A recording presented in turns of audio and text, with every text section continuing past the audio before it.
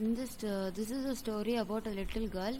So whose feelings towards her father changes from fear to understanding. So at first she fears for her father, but later she starts understanding the love that her father has towards her, and she understands the feeling what her father feels. So here we shall see that in the first para it has told, there is a situation that to a little girl he was a figure to be feared and avoided. Every morning before going to work, he came into her room and gave her a casual kiss, to which she responded with "Goodbye, father." There was a glad sense of relief when she heard the noise of the carriage growing fainter and fainter down along the road. In the evening when he came home, she stood near the staircase and heard his loud voice in the hall. "Bring my tea into the drawing room. Hasn't the paper come yet? Mother, go and see if my paper's out there, and bring me my slippers." So here is the situation, that is, a father is going out, so he is giving her a casual kiss, as every father does. So he gives her a casual kiss, and he says, she just says "Goodbye, father," but she's relieved, or she's feeling very okay or comfortable when her father completely goes out. So she feels that then after in the evening he comes back home, he asks for tea, then for slippers. So this happens as a routine work in their life. So the girl's name is mentioned in the second stanza, that is Kezia. So Kezia, mother would call to her, "If you are a good girl, you can come down and take off father's boots." So here she's telling that after her father has come after work, a mother used to call her, telling that if you are a good girl, you can take off your father's boots. So then she comes across the dining room, then she comes across the hall to take the shoes. Then at the same time when she comes to the hall, he removes his spectacle and looked at her over them in a way that was terrifying to the little girl. So doesn't mean that the man actually was staring at her. That is, her father was not staring, but his look towards her was terrifying for Kezia. "Well, Kezia, hurry up and pull off these boots and take them outside. Have you been a good girl today?" So as a normal father, he is asking that he's telling the boots to be taken off, and he's asking whether you are a good girl. She started stammering that, "I don't know, father." So she started stammering. So her father tells that if you are going to stammer continuously like this, the mother will have to take you to the doctor. But the truth is, actually she has never stuttered with other people. So her voice never stammered with other people, but only with her father she was unable to speak freely. She find it very hard to speak with her. Then, "What's the matter? What are you looking so wretched about, mother? I wish you taught this child not to appear on the brink of suicide. Here, Kezia, carry my teacup back to the table carefully." So he is asking what's the matter, and he is telling that why are you looking so unhappy? Why are you not so happy? Then after a certain telling about brink of suicide is something that about to commit suicide, so not to appear. So he is telling that this child should not appear. What his mother taught. So then here he is telling that, "Kezia, take up the teacup back to the table carefully." So he is telling the teacup to be taken back carefully to the table from which it has come. So he was so big, his hands and his neck, especially his mouth, when he yawned. Thinking about him alone was like thinking about a giant. So here for Kezia, he describing her father with big hands, big leg, when he, especially his very mouth when he was yawning. So when she thinks of her father, she feels that she is thinking of a big giant. So now her grandmother. So on Sunday afternoons, her grandmother would send her to the drawing room so that she could talk well with her father and mother. So she would not stammer, or she will not be fearing about her father's words. So, but the little girl always found mother reading and father stretched out on the sofa. So whenever she is about to speak, his father used to lie down on the sofa having the kerchief on his face, whereas the mother would be reading something else sitting on the sofa. So his feet is one of the best cushions, and so he used to sleep in a very loud way, snoring. So here she is going to the reading room to know what is happening, but her mother is busy in reading, and her father is sincerely sleeping on the sofa. So the little girl could not sleep. So she sat on a stool, gravely watched him until he woke and stretched, and asked the time, then looked at her. Don't stare so, Kezia. You look like a little brown owl. One day when she was kept indoors with a cold, her grandmother told her that her father's birthday was next weekend and suggested she should make him a pincushion as a beautiful gift with a piece of yellow silk. So here she used to sit in the stool and wait for him, and she waits until her father wakes up. Then he tells that don't stare. So until her father woke up, she was staring. She was just looking at her father. So when he opens, don't stare. So he's telling. So her grandmother gives her an idea that she has to make a beautiful gift for her father, so that his father would like it, and it could give a good peace of mind among them. So she's telling that the pin cushion can be made for him. So she should make it with with a piece of yellow silk. So the next is after that the laboratory with the double cotton. So now she has made the pin cushion, but she wants something, some properties that needs to be done inside. So she needs some scraps to be filled in the cushion so that it look buffy. So she's searching into mother's bedroom for scraps. On the bed she discovered some fine papers, and she tore them those papers, and then she made the sewed up the fourth side, that is small pieces of cloth that are not needed. So then these scraps in these she's filling and sewed up the fourth side. She completed the pillow. But that night was a huge cry in the house, because this is something that the father became completely angry, because she tore the important papers which he needed for the great speech for the Port Authority had been lost. So that papers were inside this pillow, so she has made a mistake. So, but even though she accepted the mistake, she was not forgiven. So finally, mother came into Kezia's room. So mother comes into Kezia's room. Kezia, I suppose you didn't see some papers on the table in your room. So here the mother is asking about the paper. She said, oh yes, I tore them up for my surprise. So she now tells that she has made those papers inside the pillow. So what? Screamed mother. Come straight down to the dining room this instant. So she's in a very angry mood. She's out shouting and asking her to come to the dining room. And she was dragged down to where her father was pacing to and fro, hands behind his back. Well, he said sharply. Mother explained. He stopped and stared at the child. Did you do that? No, she whispered. Mother, go up to her room and fetch down the damned thing. She's see that the child put to bed this instant. So now they understood that mother explains that this paper was taken by Kezia, and the father whispers or inquires that who is did that. So she's whispering that no, she's in fear. She's telling.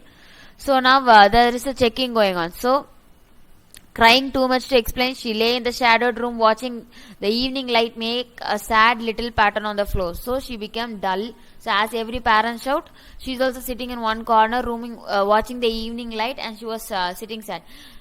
So now her father comes into the room with a ruler. So I am going to beat you for this. So he's saying that he is going to beat Kezia for this.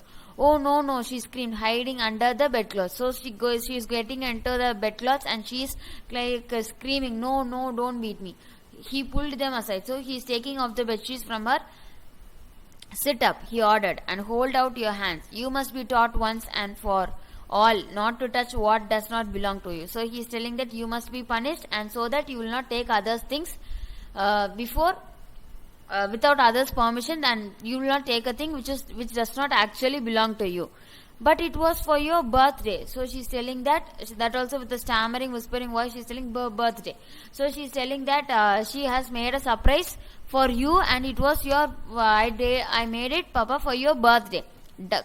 Down came the ruler on her little pink palm. So, but her father did not leave. 8 hours later, when her grandmother had wrapped her in a shawl and rocked her in the rocking chair, the child clung to her soft body.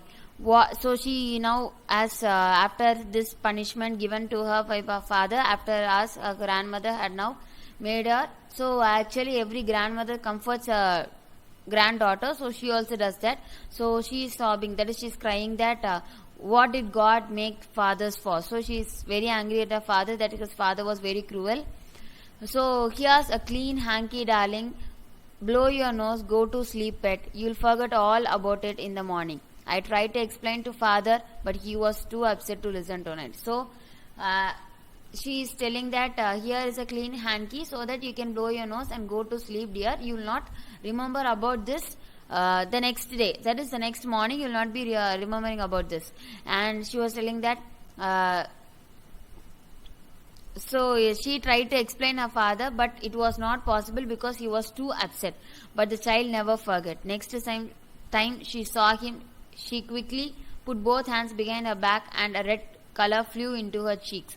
So as soon as he sees the next time, she never forgets that. So she's remembering of the beat of the scary face of her father, and she feels she just fold her hands begin, so she could not beat so that he will not be able to beat her again. So then a McDonald's lived next door. Lived next door. They had 5 children. Looking through a gap in the fence, the little girl saw them playing tag in the evening. The father with a baby mouse on his shoulders, 2 little girls hanging onto his coat pockets, ran round and round the flower beds, shaking with laughter once she saw the boys turn the horse on him, and he tried to catch them, laughing all the time. So here McDonald's is the person who is living next to the next house of where Kezia lives. So they have 5. So this McDonald's has 5 children, and he was playing with the children, catching one another. That is, tag is something that a children's game of catching one another. So a little baby was on his shoulder, whereas 2 girls were hanging around, and boys were turning on the water hose with so this hose is something to water the plants they used to use. Now they are turning towards it to her father, and they are playing, and he is trying to catch them, laughing all the time. So he is enjoying and he is playing. Then she decided there were different sorts of fathers. So now she is telling that fathers are not always bad. There are some fathers who are good and some fathers who are bad like hers. Suddenly one day mother became ill, and she and grandmother went to hospital. So all of a sudden, after some days, a mother got ill, and she and that is her mother and her grandmother went to the hospital. So the little girl was left alone in the house. So she need to be alone in the house. Alice is the cook of the house, and she was with Alice alone in the house. That was all right in the daytime. So in the daytime, she was completely with her cook in the house. But while Alice was putting her to bed, she grew suddenly afraid. What I'll do if I have a nightmare, she asked. So she is asking Alice that if I have a nightmare, that is, if I have a bad dream, what should I do? I often have nightmares, and then Granny takes me into her bed. I can't stay in the dark, it all gets whispery. So now she is telling that whenever I get fear or whenever I get a bad dream, my grandmother, that is her granny, takes her to her bed. She takes Kezia to her room so that she does not stay in the dark, and she will be with her. You just go to sleep, child, said Alice. So Alice could not answer this question. She is saying that as a work as a cook in the house, she is just telling that you just go to sleep, child. Pulling off her socks, and you don't scream or wake your poor pa. So she is telling that don't scream and wake up your father. But the same old nightmare came. The butcher with a knife and a rope, who came nearer and nearer, smiling that dreadful smile. She could not move, could only stand still, crying out, Grandma, Grandma. She woke shivering to see father beside her bed, a candle in his hand. So now the nightmare comes. She could not she could not come out of the nightmare. A person that is a thief with knife and rope, he is coming towards her. She could not move in the dream, it is happening in the dream, she could not move. So now as a routine, her grandmother used to come and take her. Now so she is shouting, grandma, grandma, and she had woke up in fear, shivering that, but seeing her father beside her bed. So her father is sitting beside her bed, having a candle in his hand. So he is asking that, what's the matter? So, oh, a butcher, a knife, I want granny. So she's telling the dream that a butcher, a knife. So she's breaking the dream and she's telling, I want granny. So she wants the granny. He blew out the candle, bent down and caught up the child in his arm, carrying her along the passage to the big bedroom. A newspaper was on the bed. He put away the paper, then carefully tucked up the child. He lay down beside her, half asleep, still, with a butcher's smile all about her, it seemed. She crept close to him, snuggled her head under his arm, and held tightly to his shirt. So now her father takes her into the arm. He blew out the candle. So he blows out the candle and carry her in her arms and take her to his big bedroom. So there was a newspaper lying on the bed. He removes the newspaper and he's then carefully tucking up the child in the bed. So then he's lay down beside her. So this child, that is Kezia, was in fear still. So she tied up under her father's arm and tightly holding his shirt. Then dark did not matter. She lay still. So for her then fear was okay. She was okay. She felt comfortable. So here, rub your feet against my legs and get warm. So as a fear, she would have got cold, right? So her father is telling, rub your legs against my legs so that you can get warm. Tired over, he slept before the little girl. So he was completely tired. So before Kezia slept, her father felt asleep. A funny feeling came over her. Poor father, not so big after all, and with no one to look after him. He was harder than grandmother, but it was a nice hardness. And every day he had to work and was too tired to be a Mr. MacDonald. She had torn up all his beautiful writing. She stirred suddenly and sighed. What's the matter? Asked her father. Another dream. Oh, said the little girl. My head's on your heart. I can hear it going. What a big heart you have got, father dear. So here is where the story ends. So she understands. So she accepts the love of her father. She is feeling that he is very tired to be Mr. MacDonald. So to play every evening, he is very tired. She just understands the feeling of her father, and she is telling that now she starts moving. That is, she stirred suddenly and sighed. So she is giving a small deep breath. So her father is asking what's the matter. She is just telling that another dream. And oh, said the little girl. So now she's telling, my head's on your heart, I can hear it going. What a big heart you have got, father dear. So finally it comes as father dear. So she starts loving her father. She starts being affectionate with her father. She understands what her father is to her. Thank you.